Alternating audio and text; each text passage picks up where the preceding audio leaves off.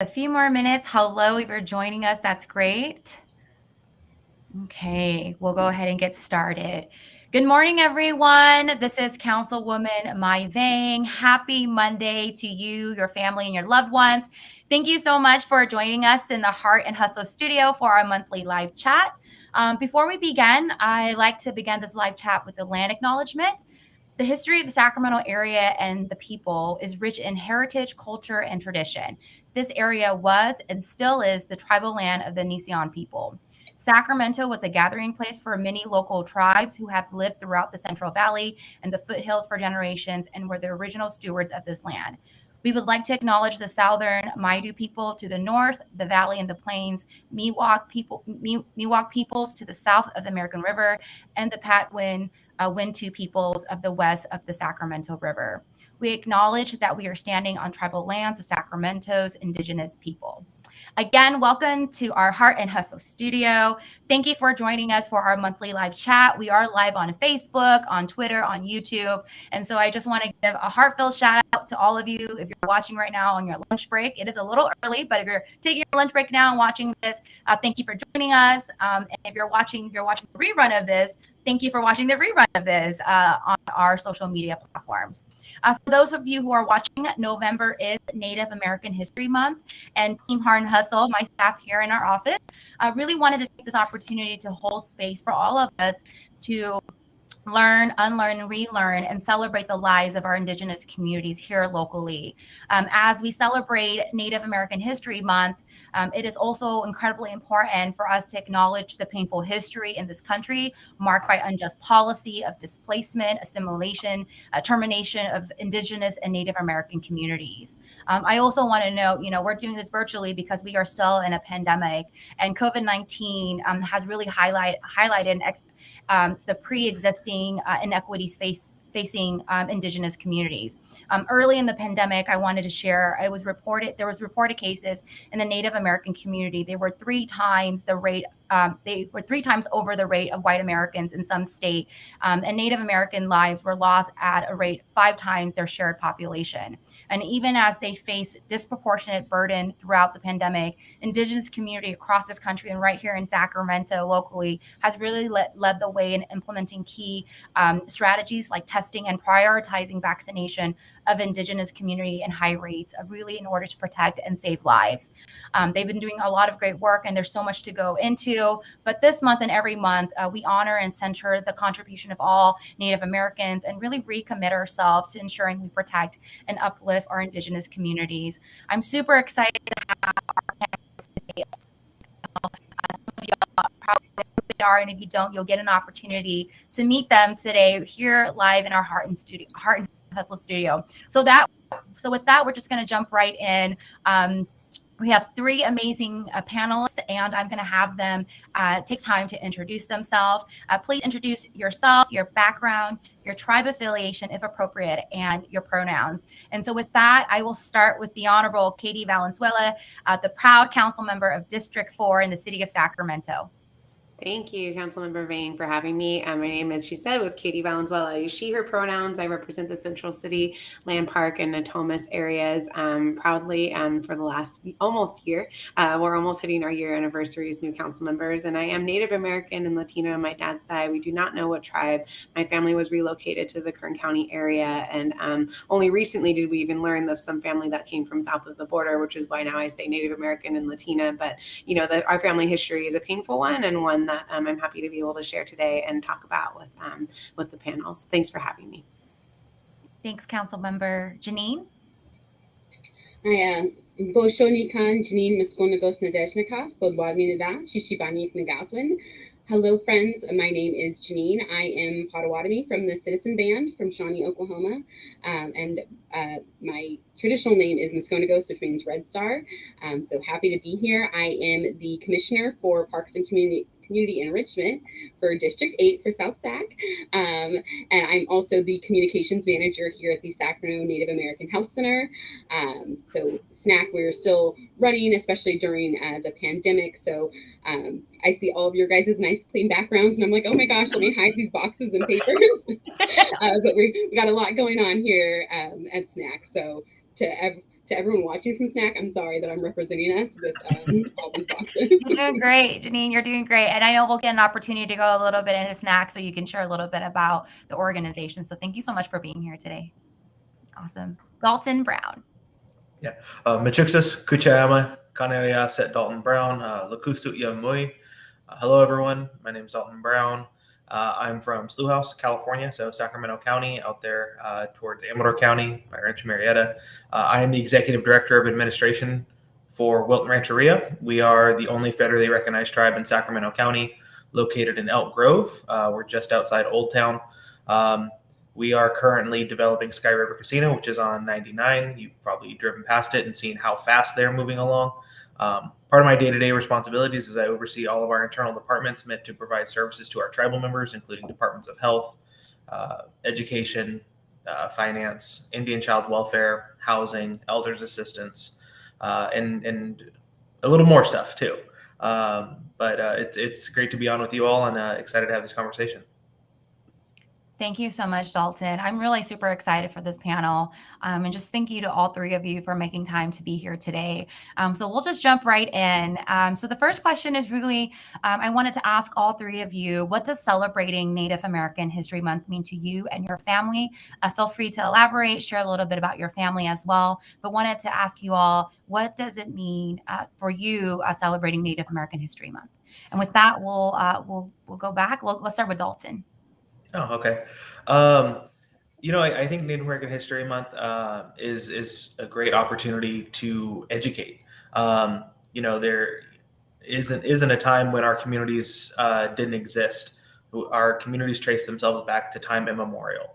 So we have a long, storied, and rich history to share, and it's really important that folks who aren't affiliated with tribal communities have an opportunity to engage with us, to understand that the land they walk on is and will always be Indigenous land that we and our communities were stewards of and still have a vested interest in.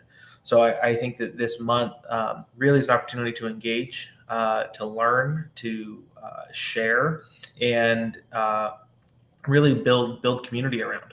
I think that conversations like this are really important to growing as individuals and growing as a community, knowing who our neighbors are, knowing who our friends are, knowing who our families are, and building those relationships only helps grow the kind of larger knowledge base of Indigenous communities. Not a lot of folks know the Indigenous history of Sacramento Valley. The Sacramento Valley in particular was hit really hard by kind of multiple incursions by Spanish military, missionaries. The gold rush happened here. Fur traders came down from the north. Sacramento Valley really was happening when it came to colonization. So our communities were deeply impacted and continue to feel the impacts of colonization today. So it's really important to share, where our communities come from, our strength and our fortitude, so folks can understand our history and also learn where we are now. You just don't become, a sovereign tribe overnight, but instead it takes a long history and relationship with the federal government and with the state government to establish yourself as a tribe, which has its own politics, but it's really important to educate on where our communities come from. Thank you, Dalton. Thank you so much for that. Really appreciate all of those insight. There is still so much to learn. If you are not Indigenous to this land, I think it's really important that we all do all of us do our own homework, right? It is really important, incumbent upon us to do the education as well and really reach out and learn. Oftentimes, I would say unlearn many of the things that we learn in school to truly be able to center and uplift our Indigenous community. So thank you so much, Dalton. Janine? Yeah, I agree with Dalton about the education piece. I think for most of us in the community, it's always Native Heritage Month. Like that's who we are, that's what we live. But I think this is the time that all eyes are on us, when people are willing to listen, to learn. So I know that this isn't the first time that I've reached out to Dalton, like, oh, hey, there's information that needs to happen. Like all month long, it seems that everyone's like, oh, okay, we want to learn. There are things that we want to do, and so that's our chance to really to educate people, to share this information. So I know for me and my family personally, there's not a time that it's not Native time because we're a Native family. And speaking of Native family, I just want to give a quick shout out. My sister-in-law is watching all the way from Oklahoma. I saw that. Oh, hi, sister. Hey. I'm going to say, hey, Michelle, thanks for jumping in. That's awesome. Thank you so much, Janine. Councilwoman Katie Valenzuela? Yeah, and I just want to lift up what my previous two have said. And I think it's so important to recognize that tribal people look all different ways and that we live in all different places. It's not that everybody was born on reservations, and it has federal recognition. And I think that complexity and nuance of the tribal community is something that is so important. A lot of people don't think, and don't really know how recent this history was. The boarding schools was just my grandmother's generation. This is some very recent pain, and it's still manifests in a lot of ways, especially for those of us who were, as I say, effectively colonized and really disconnected. And we lost a lot of those papers, and we know enough to know that we came from somewhere in California, and, I've heard those stories. But a lot of that was lost in my grandmother's generation and the generation before that. And it is a constant question mark and reminder of the pain that was caused back in those times, and that still persists generationally. And the struggle. The Wilton Rancheria was only recently recognized by the federal government. This is an ongoing struggle that a lot of communities and individuals and families have. And particularly here in Sacramento, we're so lucky to have such a diverse population that includes a lot of Native people. And I think really being open to those conversations. I have a lot of people who try to correct me when I say things about my own family's background, or kind of argue with me about, oh no, it couldn't have been. And oh no, your last name is Spanish, so maybe you're Spanish. And I'm like, a lot of Native people have Spanish last names because of this thing called the mission. It's so frustrating to feel like every day we're having this struggle. And so it means a lot this month, but also year round, that people take time to educate themselves, so that when you do interact with Native people, or you do find someone who has a story, you at least know enough to know some of the historical context and to ask questions that don't perpetuate further harm. Thanks so much, Councilmember Valenzuela. You're absolutely right about, really, educating ourselves so that we're not perpetuating. I think it's also really important, as elected officials, both you and I know that, there are ways in which our system has harmed our Indigenous communities and continue to do so. Janine spoke a little bit about this, and also Dalton, about that education piece that's so critical. And oftentimes I actually see our city council meetings, commission meetings, any public meetings that are happening as a space for education as well. And something I wanted to just share, last month, the Racial Equity Ad Hoc Committee, which I serve on, that the mayor formed, I'm one of the co-chair, voted to bring forth a citywide policy for consideration to the full council. And this policy would require a land acknowledgement at the beginning of every council meeting, every board, and every commission meeting. Conducting a land acknowledgement is really just our first step in a formal recognition to really honor the Indigenous peoples whose land we are on. I know that the Measure U committee was the first set to actually do this, and they do this every meeting. So I want to give a shout out to Dr. Flo as well for always centering our Indigenous communities. But our youth commission as well, I was presenting at our youth commission last month, and they're also leading the way, and they do a land acknowledgement. I really wanted to use this opportunity to ask Janine and Dalton really just what are your thoughts on this policy, and what can the city do to really ensure that Indigenous communities are truly center in all policy and programming. So with that, I'll start with Dalton. Okay. I think something you said is really critical to the conversation about land acknowledgements, is that it's a first step. Mm-hmm. And I think especially around Native American Heritage Month and Native American History Month, we get a lot of folks requesting, hey, can you do a land acknowledgement? Hey, can you do a land acknowledgement? And it's like, yes, but why is this the first time you're reaching out? Mm. So I think it's really important to always acknowledge that doing land acknowledgements is a starting place to get community engaged. And it's really important that we go beyond land acknowledgements and we actually talk about, what is the history? Why do our communities look the way they do? and engaging our communities, making sure that, tribal people are involved in whatever it is you're doing, whether it's you're doing a land acknowledgement at a school, at a council meeting, at a committee meeting. Are there intentional efforts being put out to bring Indigenous people into the room and engage them in the conversation? But that being said, I think that land acknowledgements do a really good job of starting the conversation. They themselves are a political act. You are really going out on a limb and making a statement by affirming, Indigenous folks' right to the land. So I think it's a courageous first step. I think it's a great place to work from, and it's something I hope that institutionally continues. To the state, to the federal government, to all forms of public entities, so that there is this push to get more Indigenous, representation. Thanks, Dalton. Thank you so much. And I don't know if there is a city in the state of California that actually has a citywide policy. We may be the first, I don't know, but I know staff is looking into that. And maybe Councilwoman Valenzuela might have some thoughts on that too. I don't know if there are other cities, but we shall see what happens when it comes to the full council. Janine, what are your thoughts on this policy in particular, and what can the city do more of to really ensure that Indigenous community are truly center in their policy and their programming? Yeah, once again, Dalton, said almost everything I was going to say. But no, I totally agree. I do think that there is like that political nature to it. And I know, there's some people out there who don't understand why we have to do it, who think that it's like too woke or going too far.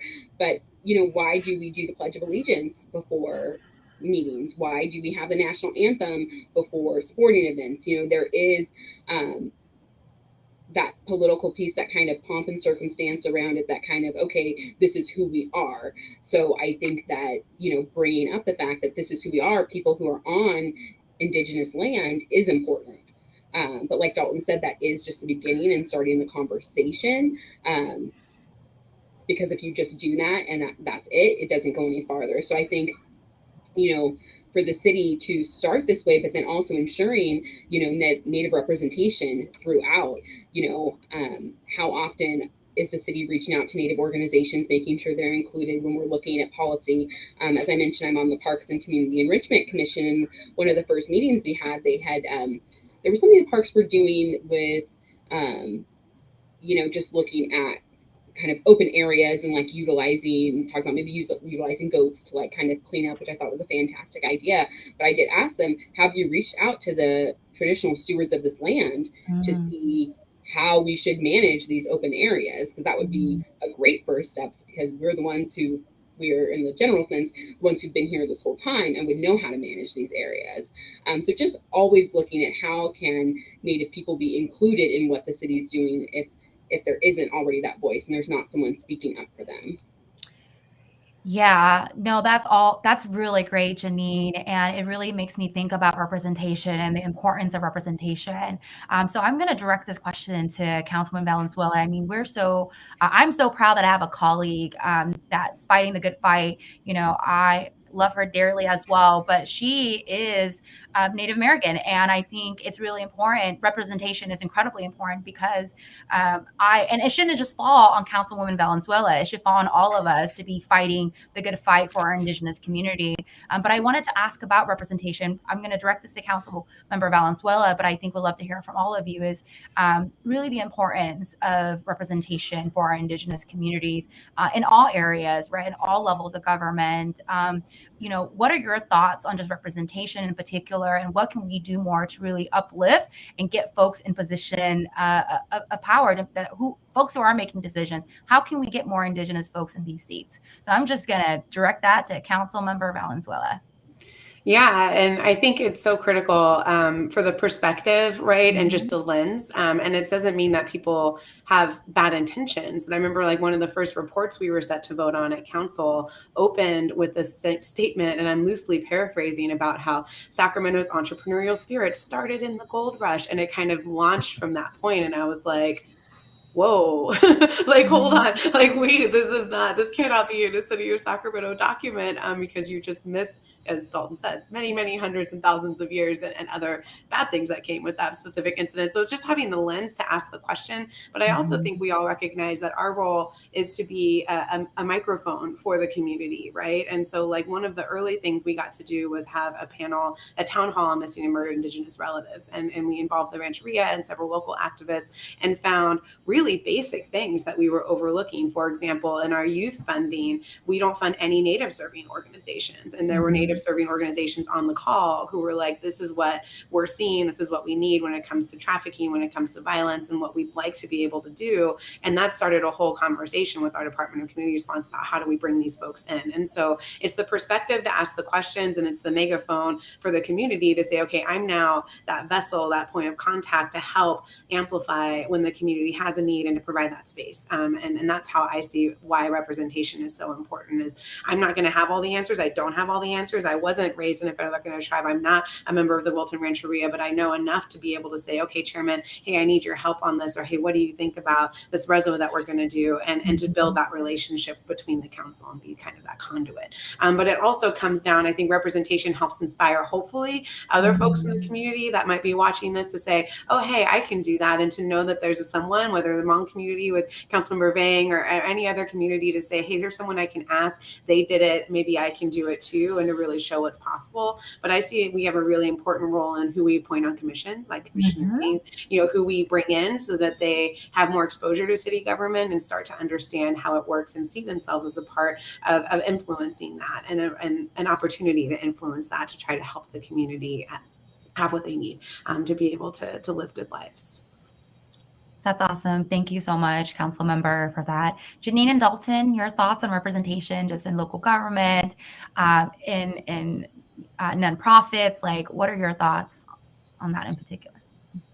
I think sometimes in the Native community, we're like othered, like Natives are this like, mythical group that, pop up, right around Thanksgiving, and I'm working in an office, like we're just like everybody else, so we're out here in the community. So it's not this really hardship to bring us in. I think sometimes because we are othered, we tend to like go work together in Native agencies.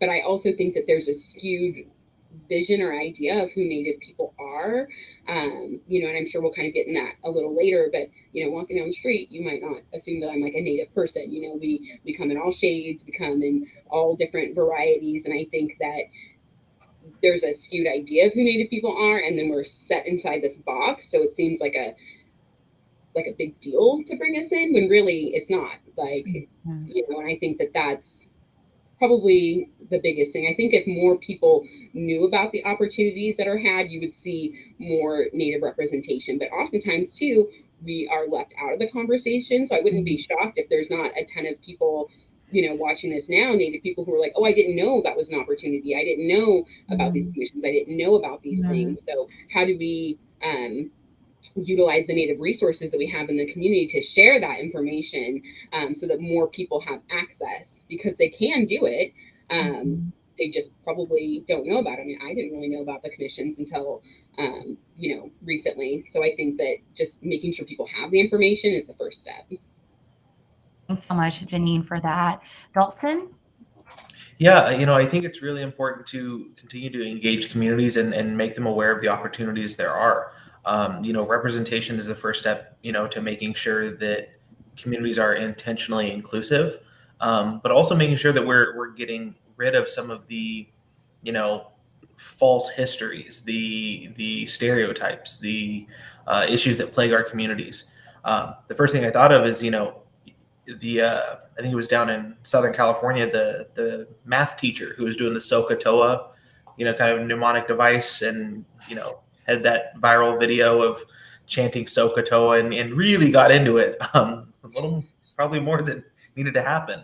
But just the thought of like, if there were, intentionality of making sure that there was Indigenous representation at the school board level, or making sure that Indigenous parents at the school were, intentionally bringing them into the fold to consult on curriculum development, to consult on how communities, are represented, we can get away from some of those kind of faux pas, from some of those, ahistorical misrepresentations. Elk Grove Unified, who right down the street from us has done a great job with that. When they had some new social sciences textbooks come out, they got an email like, "Hey, can you come in and check these out?" The parents are checking them out. Would love for you to take a look. And it's things like that can really go a long way in making sure that our communities are represented, but also that we're protecting our students. We have a little over 300 youth enrolled in Wilton Rancheria that are scattered all over the place. Wilton Rancheria is effectively a landless tribe. This little bit of land that we have, we're using for economic development because we were terminated in 1959. So we don't have a geographical center or a community center where folks really live.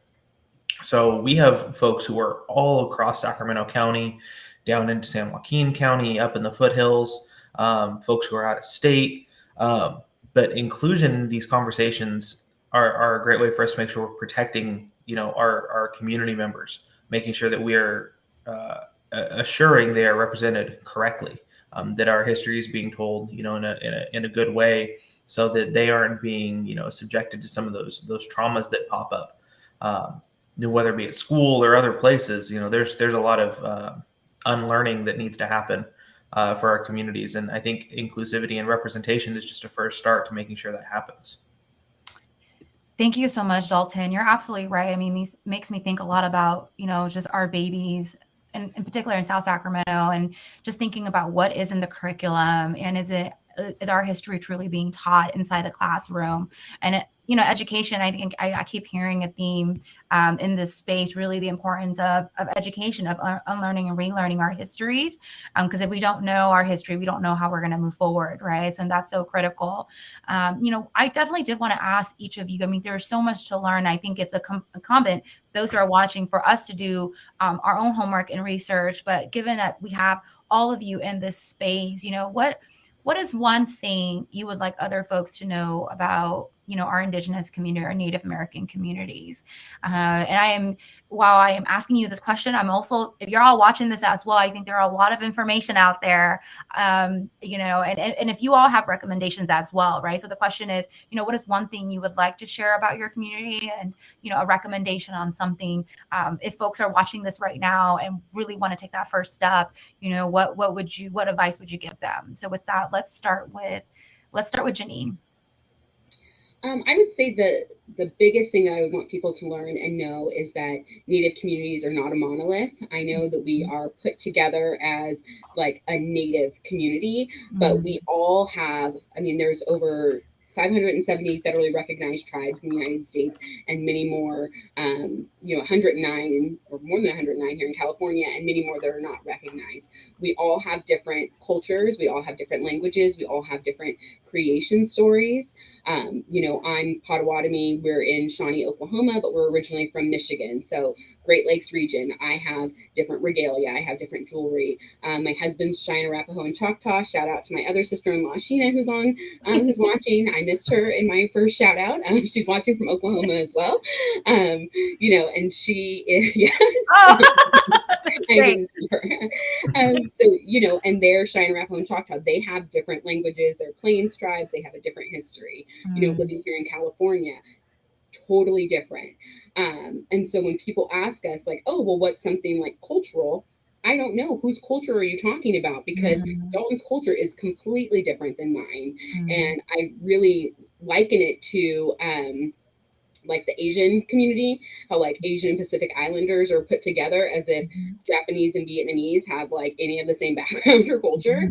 I think that that's what we do. And so I don't think people realize that. Yes, there are some things that go across the board, I would say, like ribbon skirts, that's something that we're all doing, dream catchers, people all do, honoring our elders, that's something I think that we all have in common in the Native community, but really we're all different. And so just because one Native person who does one thing one way, or this is their traditions, does not mean that it's across the board. And Dalton being here in his tribal land, he's going to have a different way that he does things compared to people who are off tribal land, who maybe have more of a pan-Indian thing that we did because we were forcibly removed and we don't have that tie, necessarily to those things. So it's very different. I think that would be the biggest thing that I think people don't realize. Thank you so much, Janine, for that insight. I know folks are watching right now too. So if you're tuning in right now, thank you so much for joining us. The questions that we're on right now is, what is just one thing that this panel would like other folks to know about our Indigenous communities? And Janine just answered that. So I'm going to hand over the virtual mic to Dalton.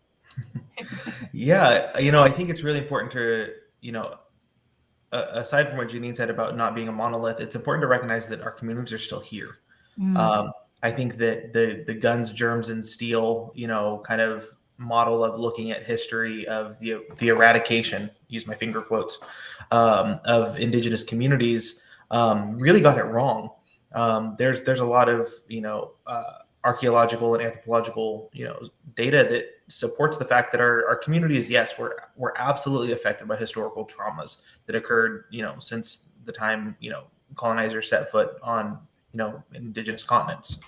But if you look at it, there's also a lot of stories of resiliency of our communities who were able to, not figure out the system, but were able to kind of beat the system, get around the system. We were able to, intertwine with other communities who were able to protect their families, protect their loved ones. And even when, using Wilton Rancheria as an example, like, after being terminated in 1959, the towel could have been thrown in, but almost immediately within a decade or two, our elders were organizing. They were petitioning. They were pushing back against the federal government, and it took until a lawsuit stuck in 2007, and then was finally decided in 2009 for the tribe to get re-recognized. So it's important to recognize that if you look back in history, you might think that a lot of tribes just are gone or gave up, but that's not the case. Our communities are here, are thriving, are vibrant, and want to engage. I think there's a lot of, as I mentioned before, the unlearning that needs to happen, which is an opportunity for our tribal communities to really get out there in front of some of these, the misinformation that happens about, our tribal people. Just some of the basic things about like, oh, you don't pay taxes. Oh, you get checks from the government. Just like these made up things that like don't know where they come from, but like aren't rooted in any sort of truth. So there's a lot of unlearning that needs to happen.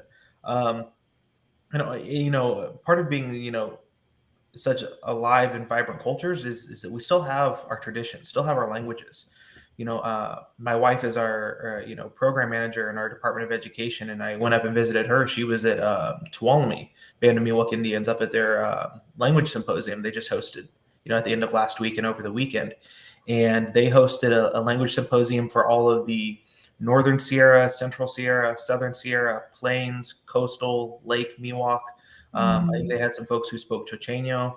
So all of these different languages, and although we all identify as Miwok and Miwok people, our languages, if you're from Sacramento, the language is very different than if you're from Tuolumne. But our ancestors were so talented, they were speaking it all. They were able to communicate with one another. Like English is hard enough for me, much less speaking, 5 or 6 different dialects of Miwok so that I could communicate with my ancestors who were from up the hill. So like just some of that information is really important for people to know, that like our communities are so vibrant and so alive.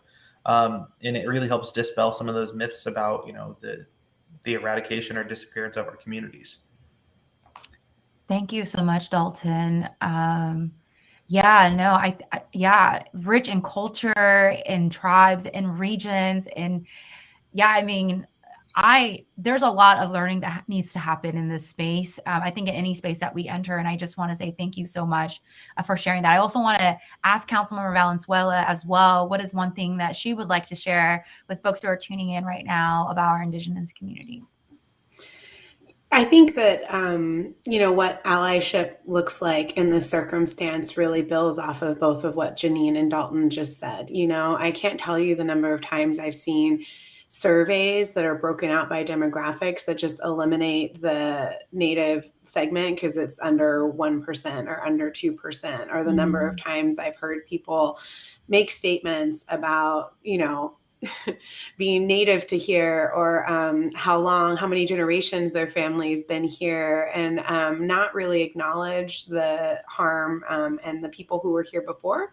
And so I think it's important, and carrying over what they said, to ask those questions, and I know part of the reason we have a racial equity ad hoc committee is to really think about engagement in the community. And just as we think about, well, are we engaging folks who don't speak English? Are they here? Are we seeing people of this group or that group, to really bring in the tribal community, and especially the Wilton Rancheria? Because I think it's so important. If you read no other website after this, if you live in Sacramento County, I want you to read the Wilton Rancheria website and read about their history, because we should know about the only federally recognized tribe in our area and the fight that they've gone through to get where they are today, and to really speak up when we see tribal people missing in the room, when we hear statements and things that are leaving out the people who were here before. Land acknowledgements are a part of that, but I think it goes deeper. I can't tell you the number of debates I had with professors at Davis, just a few miles over, when they'd show these charts and they would eliminate, and they say, oh, well, the chart, it really doesn't work, or there's too small of numbers. And I'm like, you're not going to make us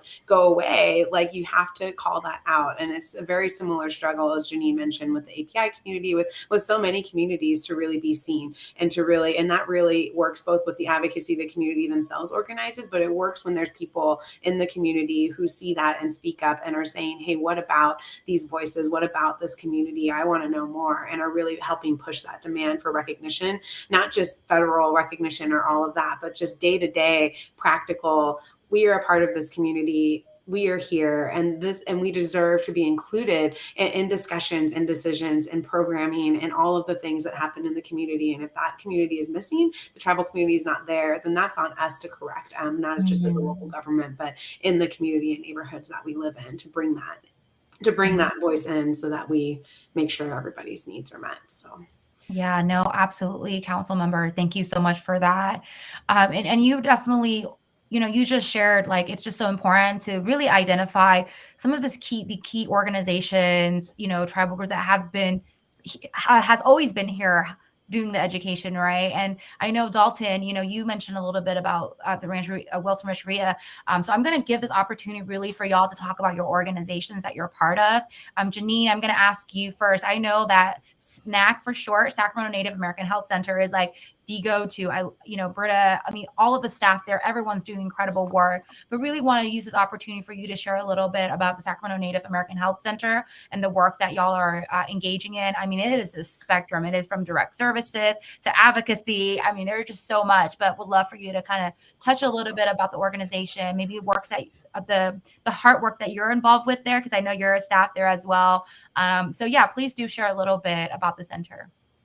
Yeah, so SNAC, we are a federally qualified health center here, which means that anyone can receive care here. You don't have to be Native.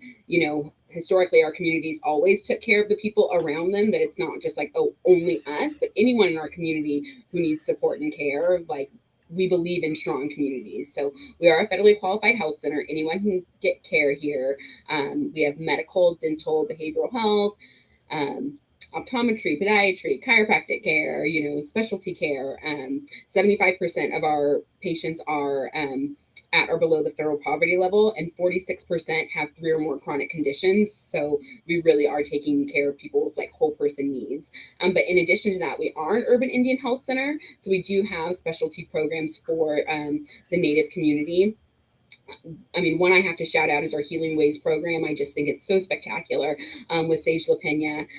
She's a certified ethnobotanist and traditional medicine woman. And she, one cool thing for our Native patients is that they can see her as a specialist. So their primary care here can send them to Sage as if they were sending her to the podiatrist. So she is a specialist. She's able to walk through their medications, walk through all of that information to really see if traditional medicine would be better for them. We've seen a huge drop in our diabetic patients' A1C after they've seen Sage.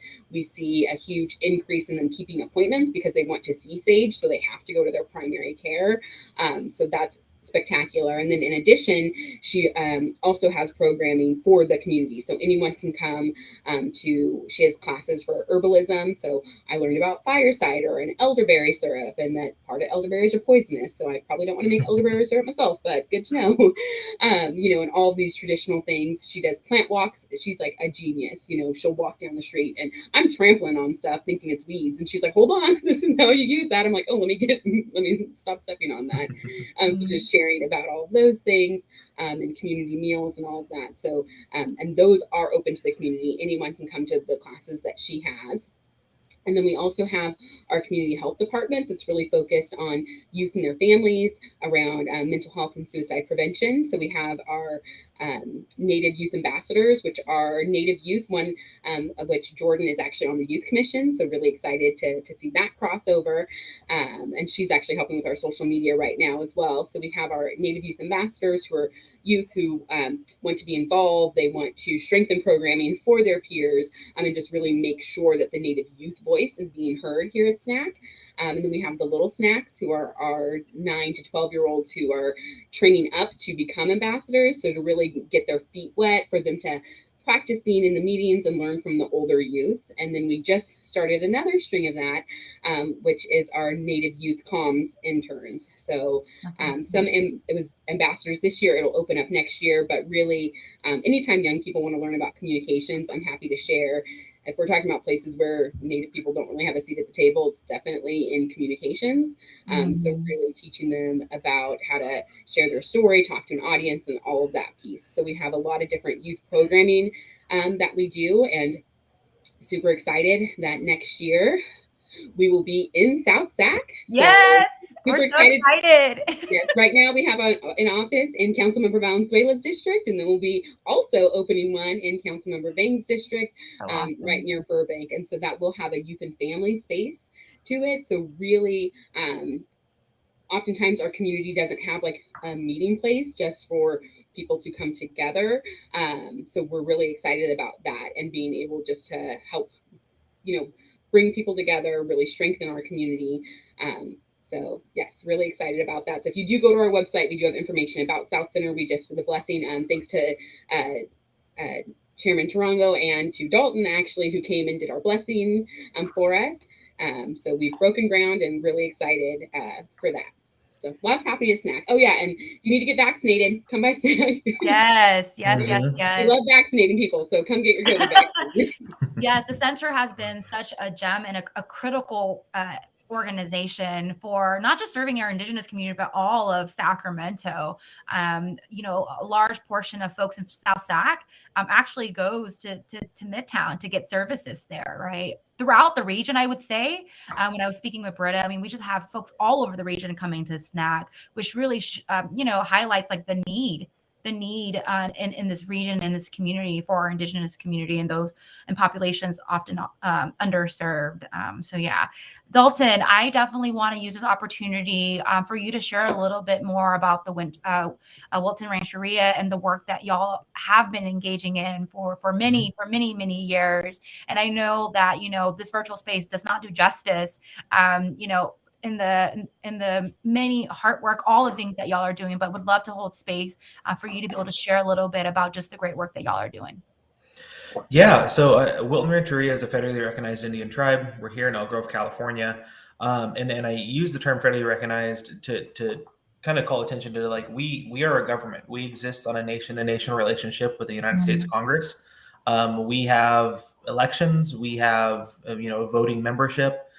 We operate ourselves and carry ourselves very much like, a state or federal government does, which is really, really interesting, especially when it's only a 900 person, sovereign body that you're governing. So part of that is that it is our job and my job to help oversee our departments to provide services to our tribal members.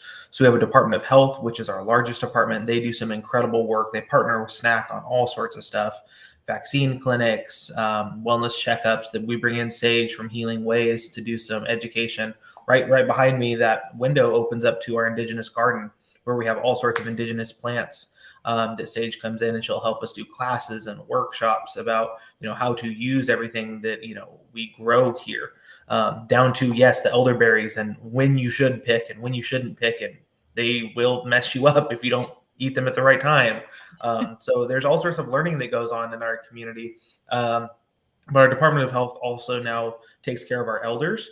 So we do, through a grant through the federal government, we do a food distribution for our tribal elders, which we actually, because of COVID, have been delivering food every week to our elder households. So that's dry goods, that's produce, that's some frozen meat each week.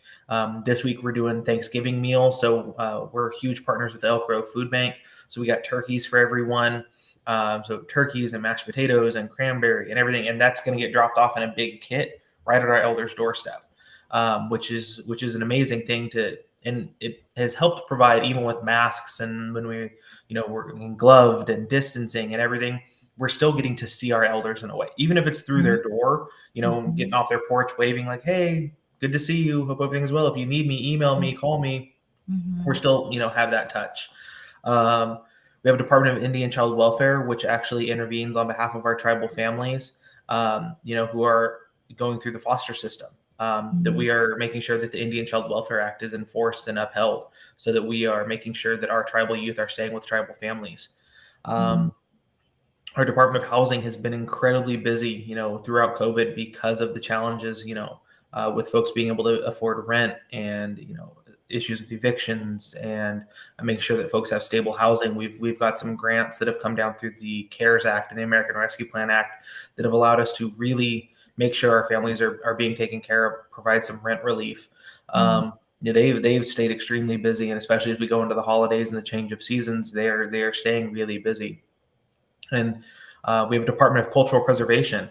It's their job. One of their main jobs is to make sure that on public works projects, on private developments, that if they are near an identified cultural resource, maybe a historic village site, maybe a historic burial that is discovered recently or a long time ago, that we are on site and we are monitoring the groundwork to make sure that our ancestors aren't disturbed.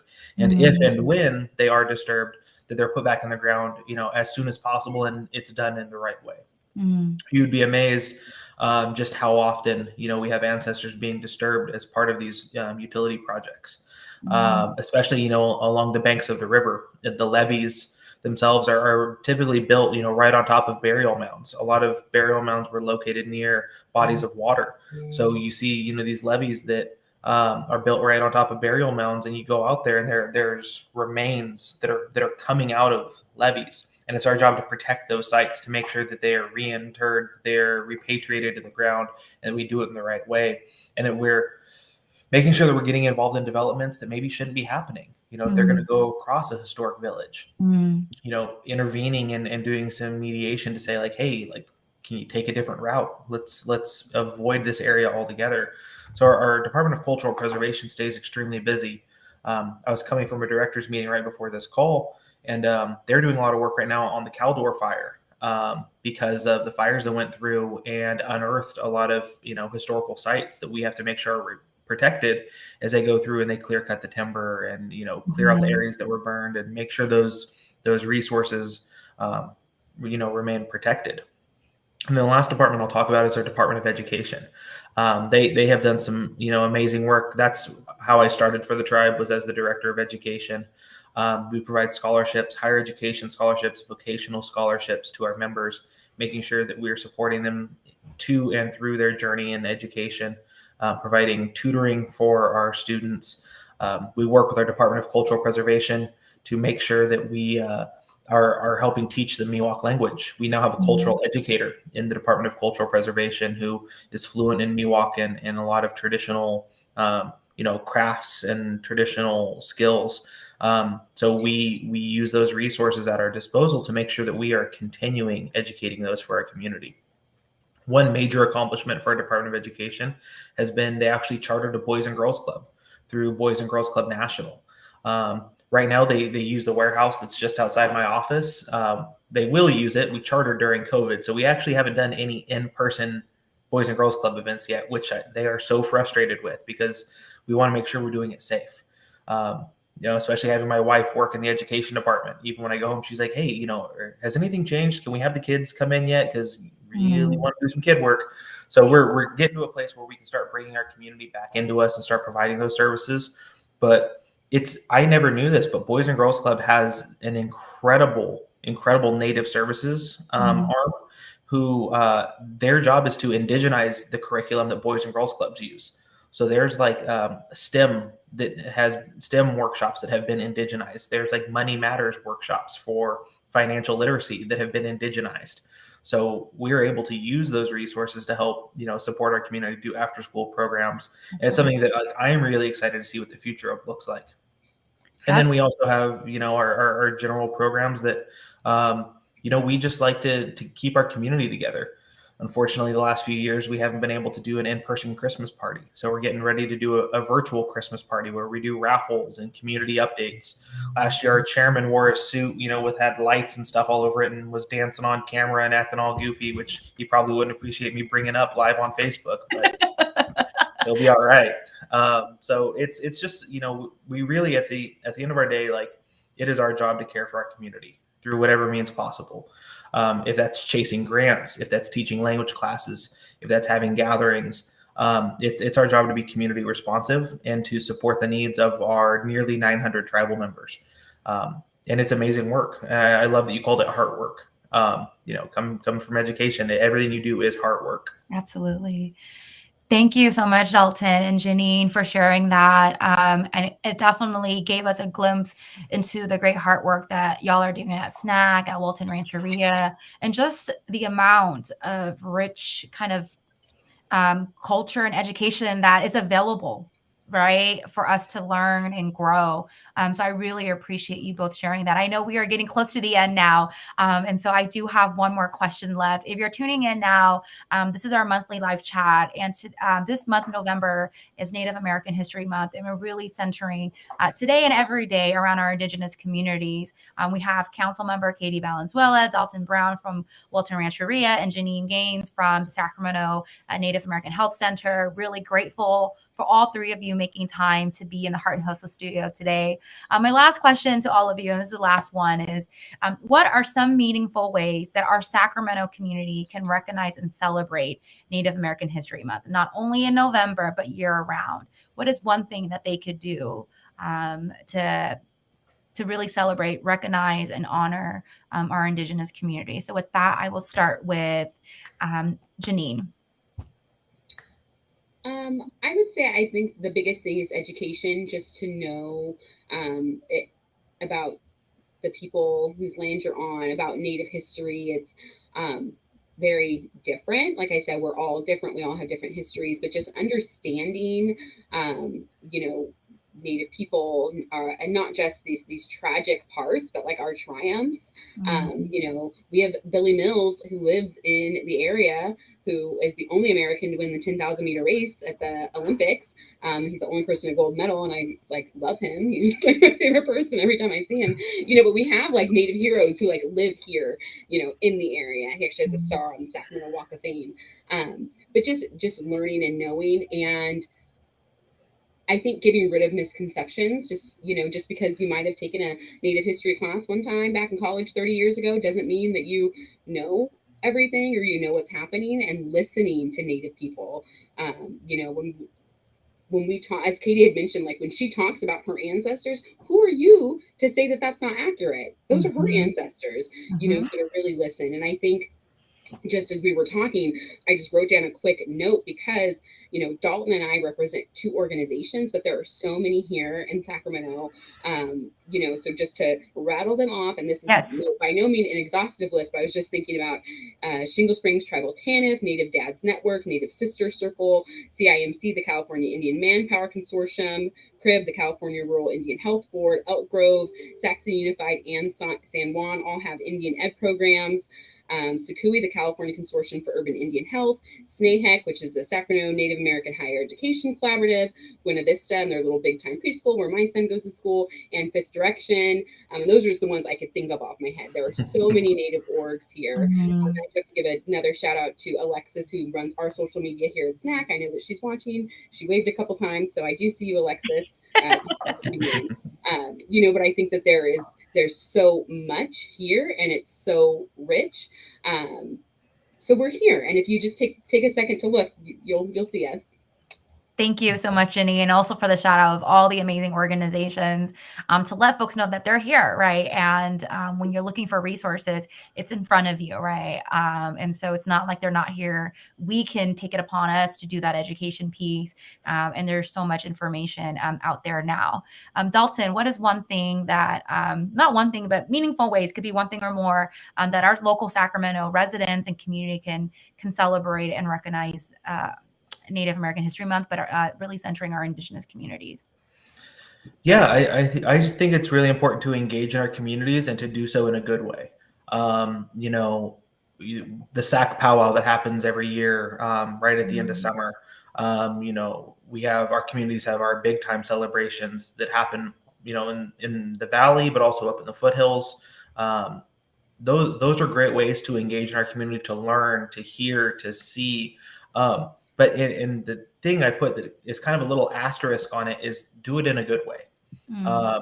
It's really important to show up with open ears, open eyes, and an open heart, and also understand that you're stepping into a space where you're not the expert. I'm not the expert. I have so much to learn from my elders, from others in the community, but it's important that you always have that open mind, open heart to learn.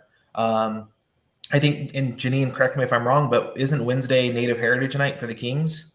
Yes, it is. Yes.